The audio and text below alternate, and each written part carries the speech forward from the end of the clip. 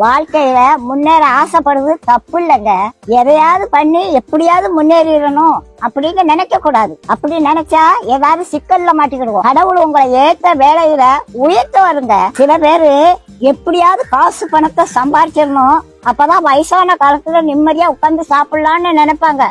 வயசான காலத்துல காசு பணம் எல்லாம் இருக்கும், ஆனா ஒன்னும் அனுபவிக்க முடியாது. பாட்டி வீட்டுல ஒரு எலி ரொம்ப நாளா தொண்டை பண்ணிக்கிட்டு இருந்தது. அதை எப்படியாவது பிடிச்சிடணும்னு கூண்டுக்குள்ள ஒரு தேங்காய் துண்டை குத்தி வச்சேன். ஒரு 9 மணிக்கு சத்தம் கடிச்சு எலி மாட்டிக்கிட்டுச்சு. சரி இருக்கட்டும், காலையில எந்திரிச்சு காட்டு பக்கத்துல கொண்டு திறந்து விடுவோம் அப்படின்னு நினைச்சு தூங்கிட்டேன். காலையில பார்த்தா எலி உள்ளதான் இருந்துச்சு.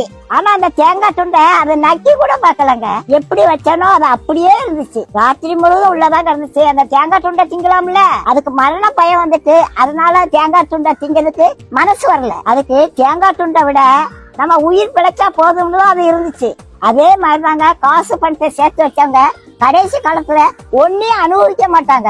லட்டை பார்த்த உடனே வாயில எச்சி வரும், ஆனா டாக்டர் சொன்னது ஞாபகத்துக்கு வரும், லட்டை தின்றாத சுகர் ஏறி போயிரும் அப்படின்னு சொல்லியிருக்காங்க. ஆசைப்பட்ட ஒரு லட்டை திங்க முடியல, காசு பணம் இருந்து என்ன செய்ய? கடவுளோட ஆசீர்வாதம் இருந்துச்சுன்னா கடைசி வரைக்கும் நல்லா சாப்பிடலாங்க.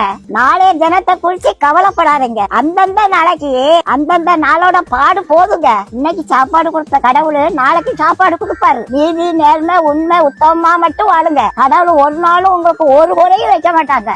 நம்ம எப்படி சம்பாதிக்கோங்கிறத கடவுள் பாத்துக்கிட்டே இருக்காருங்க.